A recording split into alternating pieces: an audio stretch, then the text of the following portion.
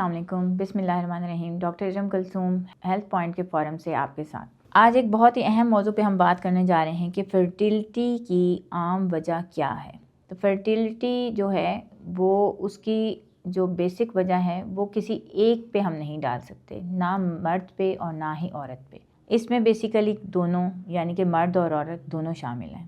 40% औरत, 40% मर्द, और साथ ही 20% कुछ ऐसी रीज़न्स हैं जो कि अननोन हैं। हम किसी को ब्लेम नहीं दे सकते। उस सूरत हाल में सारे के सारे टेस्ट बिल्कुल ठीक आ रहे होते हैं, उनकी रिपोर्ट्स ठीक होती हैं, स्कैन्स ठीक होते हैं, कोई इशू नहीं होता, डेली रूटीन, लाइफ रूटीन, हर चीज़ ठीक होती है, बस कुदरती तौर पर उनका हमल नहीं ठहर पाता। तो 20% कुछ ऐसे केसेस भी देखने में आते हैं। अब अगर हम बात करते हैं फीमेल्स फैक्टर्स के हवाले से कि फीमेल्स में ऐसे कौन कौन से फैक्टर्स हैं जिस पे हम नज़र डालें तो वो इनफर्टिलिटी कॉज करते हैं या फर्टिलिटी लाइफ को मुतासिर कर रहे होते हैं। तो उसमें पीसीओएस का रोल बहुत ज़्यादा है कि जिसको हम पॉलीसिस्टिक ओवेरियन सिंड्रोम का नाम देते हैं। पॉलीसिस्टिक ओवेरियन जो सिंड्रोम है उसमें बेसिकली आपके पीरियड्स इरेगुलर होते हैं। पीरियड्स इरेगुलर होने की वजह से आपकी ओवल्यूशन इरेगुलर होती है। ओवल्यूशन वो टाइम जोन है जिसमें कि औरत कंसीव कर पाती है। अल्लाह ताला ने एक कुदरती निज़ाम औरत के अंदर डाल दिया है और ओवल्यूशन का जो बेसिक टाइम पीरियड है वो 5 से 6 दिन का है, या ज़्यादा से ज़्यादा आप उसको 5 दिन कंसीडर कर सकते हैं। इसके अलावा पूरा महीना औरत प्रेग्नेंट नहीं हो सकती है।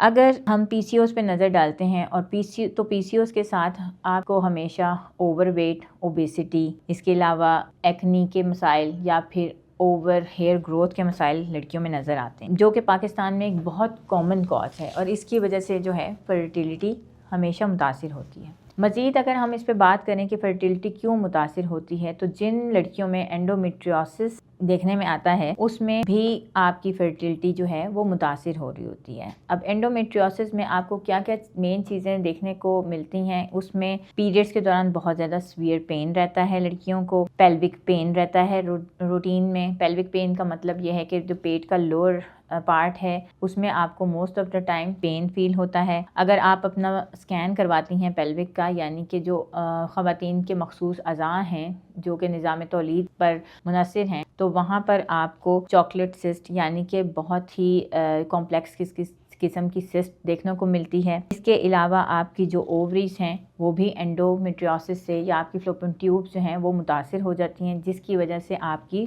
फर्टिलिटी भी मुतासिर होती है। अब जहाँ बात हो रही है कि फ्लोपियन ट्यूब्स की, तो फर्टिलिटी को अगर हम लोकेट करते हैं तो उसमें आपकी फ्लोपियन ट्यूब्स अगर ब्लॉक यानी कि उसमें से एग्स के पास होने का रास्ता नहीं है, ब्लॉकेज है, तो उस सूरत हाल में भी आपकी फर्टिलिटी जो है वो मुतासिर होती है। अब फ्लोपियन ट्यूब्स जो हैं वो किन किन केसेस में आपको ब्लॉक नज़र आती हैं। अगर कोई पीआईडी का केस है यानी कि प्रीवियस इन्फेक्शन चल रहा है और उसको रूल आउट नहीं किया गया, उस पर काम नहीं किया गया, उस इन्फेक्शन को ख़त्म नहीं किया गया, तो डेफिनेटली वो एक क्रॉनिक शक्ल इख्तियार कर जाता है और आपकी ट्यूब्स की ब्लॉकेज की रीज़न बन जाता है। इसके अलावा अगर आपकी जेनेटिकल ट्यूबरक्लोसिस का इशू है, यानी कि अगर पेल्विक पार्ट का आपको कोई ट्यूबरक्लोसिस है, तो डेफिनेटली उस सूरत हाल में भी आपको फ्लोपियन ट्यूब्स मिलेंगी।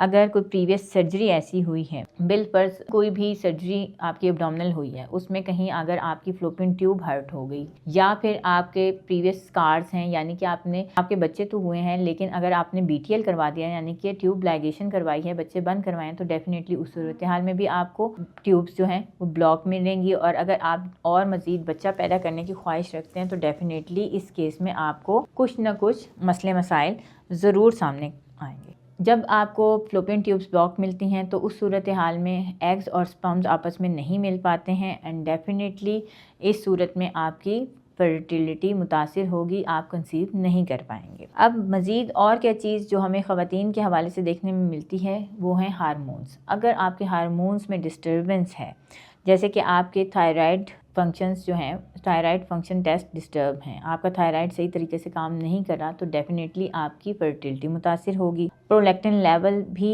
अगर हम चेक करें हार्मोन्स में, अगर उसमें भी ज़्यादती हो यानी कि हाई प्रोलैक्टिन लेवल्स जो हैं वो भी आपकी फर्टिलिटी को मुतासिर करते हैं। डायबिटीज़, अगर आपकी फैमिली में डायबिटीज़ है, आप रूल आउट हो चुके हैं, तो डेफिनेटली मुतासिर करेगी। और अगर आप रूल आउट नहीं हैं यानी आपको अभी तक नहीं पता कि आप डायबिटिक हैं, तो डेफिनेटली ये चीज़ भी आपकी कंसेप्शन में हर्डल पैदा करेगी, उसमें मुश्किल आएगी। इसके अलावा अर्ली ओवेरियन फेलियर यानी कि ओवरीज का फेलियर जो है उसमें भी आपकी फर्टिलिटी मुतासिर होती है। कुछ और मसले मसाइल जैसे कि यूट्राइन प्रॉब्लम। अब यूट्रस को भी अगर हम देखें और अगर उसमें फाइब्राइड का इशू आता है, आपको इंटरनल फाइब्राइड्स हों तो डेफिनेटली, और अगर वो ब्लीड आउट करते हों, आपको मज़ीद और कोई परेशानी मसले मसाइल हों जैसे कि आपको पेन रहता हो लोअर एब्डोमिनल, तो डेफिनेटली आपकी फर्टिलिटी मुतासिर होगी। अगर आपका यूट्रस जो है उसकी डिफरेंट शेप्स देखने में आती हैं मेडिकल, अगर हम टर्मिनोलॉजीज पे जाएं तो उसमें अगर सेप्टल यूट्रस है उसमें भी बहुत सारी शेप्स हैं जो आपके यूट्रस को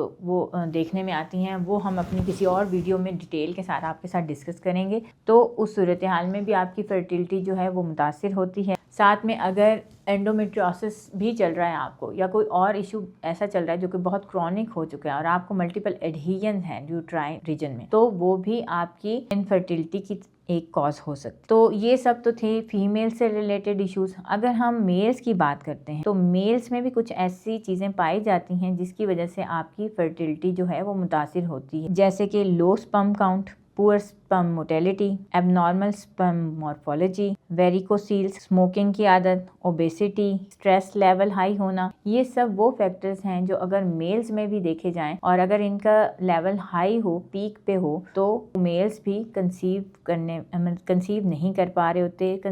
अगर इन सब चीज़ों का लेवल मेल्स में हाई हो तो डेफिनेटली कपल की फर्टिलिटी मुतासिर होती है और वो कपल आसानी से फर्टाइल नहीं हो पाता या कंसीव नहीं कर पाता है। आई होप सो कि इन सब बातों के बाद आपको मेन चीज़ें पता चल गई होंगी जो कि आपकी फर्टिलिटी को मुतासिर कर रही होती हैं। इसके साथ ही मैंने शुरू में ये बात पहले भी बताई थी कि ज़रूरी नहीं है कि सारे फैक्टर्स कपल में पाए जाते हों। कभी कभी हर चीज़ बिल्कुल स्मूथ जा रही होती है, कोई ख़राबी नहीं होती है टेस्ट में, उनकी रिपोर्ट्स में, स्कैन्स में, लेकिन फिर भी अननोन रीजंस होती हैं, कुदरती तौर पे वो कपल कंसीव नहीं कर पा रहा होता। तो इसमें परेशान होने की ज़रूरत नहीं है। अपनी लाइफ को हेल्दी बनाएं, स्ट्रेसफुल रखें और स्ट्रेस फ्री रखें और एक हेल्दी कपल की तरह अपनी लाइफ को जिएं। Thank you so much.